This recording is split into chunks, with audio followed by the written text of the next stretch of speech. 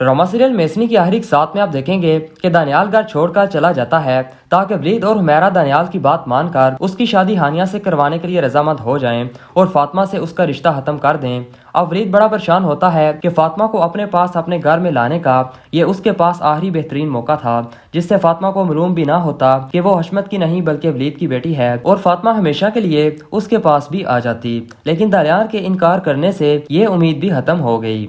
लेकिन हुमैरा कहती है कि वलीद आप फिक्र ना करें, दानियाल वही करेगा जो हम उससे कहेंगे। वो घर छोड़कर सिर्फ इसलिए गया है ताकि हम उसकी बात मान लें, लेकिन हम ऐसा कुछ नहीं करेंगे और उसे मजबूर होकर आपकी बात माननी ही पड़ेगी।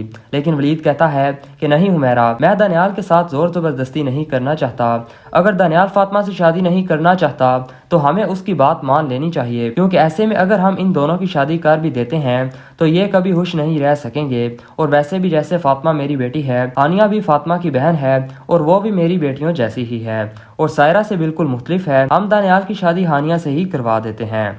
अब जब ये सब कुछ राहील देखता है तो उसे एहसास होता है कि वलीद कितना अच्छा है और वलीद को इन दोनों भाइयों की खुशी कितनी अजीज है। तो अब राहील ये फैसला करता है कि वो आलिया से नहीं बल्कि फातिमा से शादी कर ले। इस तरह अबू के दिल की ख्वाहिश भी पूरी हो जाएगी और वो वलीद के एहसानों का बदला भी चुका सकेगा।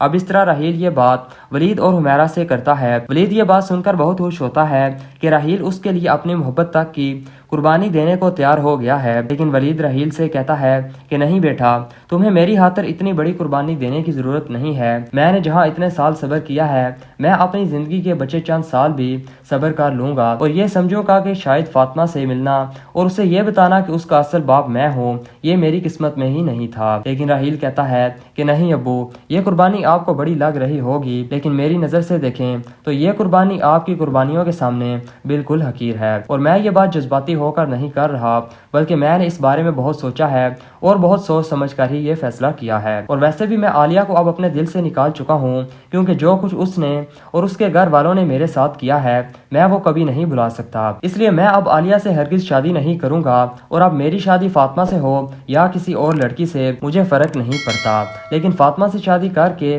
कम से कम आपको आपकी बेटी तो मिल जाएगी।